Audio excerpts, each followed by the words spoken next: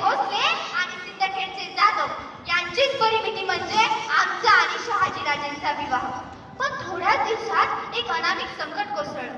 ते म्हणजे एका युद्धात एक हत्ती विखुरल्यामुळे बरंच सैन्य मारलं गेलं आणि आमच्या पुढे पेच उभा राहिला.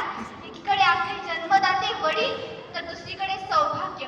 कर्तव्य श्रेष्ठ की भावना श्रेष्ठ अशातच आमच्या पोटी स्वातंत्र्याचा अंकुर वाढत होता. शहाजीराजे म्हणाले, या अंकुराची जोपासना ही स्वातंत्र्यातच झाली पाहिजे. हा अंकुर कोमेजून जाऊ देता कामा नाही. तेव्हा आम्ही त्यांना म्हटलो, राजे आपण निर्धास्त राहा. या अंकुराला जोपासण्याची भूमिका ही आमची. आम्ही शेवटच्या श्वासापर्यंत या अंकुराची जोपासना करू. स्वातंत्र्य मागून मिळत नसतं, ते हिसकावून घ्यायचं असतं आणि त्यासाठी इरादा हा पक्का असावा लागतो. अशाचा जन्म झाला तो म्हणजे बाळ शिवबांचा. शिवबा म्हणजे आमच्या जगण्यात शिवबीर. आम्ही त्यांना 8 भाषा शिकवल्या.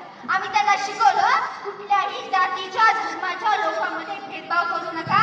परस्त्रीचा सन्मान करा. तिला माता भगिनीसारखं वागवा. माणसाला माणसाप्रमाणे वागवा. त्यांची प्राण्याप्रमाणे हिंसा होऊ देता कामा नये. स्वराज्य म्हणजे स्वतःच राज्य. तिथे कुणी उच्च नाही की कुणी नीच नाही. कुणावरही अन्याय नाही आणि कुणावरही अत्याचार नाही. अशातच आमच्या डोळ्यासमोर एक अत्याचाराचा प्रसंग घडला.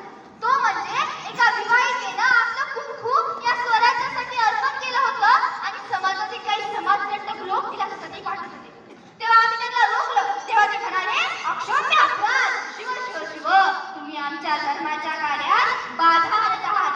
आणि जो धर्म म्हणायला सांगत असेल तो कसला आलाय धर्म?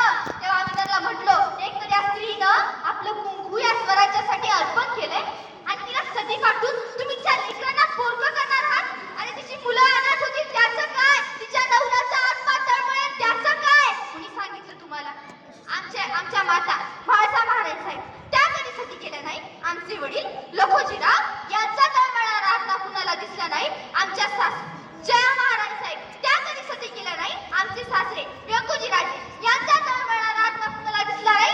परंतु राणी साहेब आत्मा हा पुण्यवंतांनाच दिसतो. तेव्हा त्यांना बजावून सांगितलं, यापुढे जर तुम्ही स्वराज्याचा कुठला लेख वा देश सती पाठवण्याचा प्रयत्न केला तर याच राखा. अशा अनिष्ट चालीरीतींची आम्ही केव्हा सोय केली आहे आणि नवीन विचारांची संजीवनी आम्ही शिवरायांना लहानपणीच पाहिली. त्या कालखंडात अनेक संकटे. शिवरायांना बलाढ्य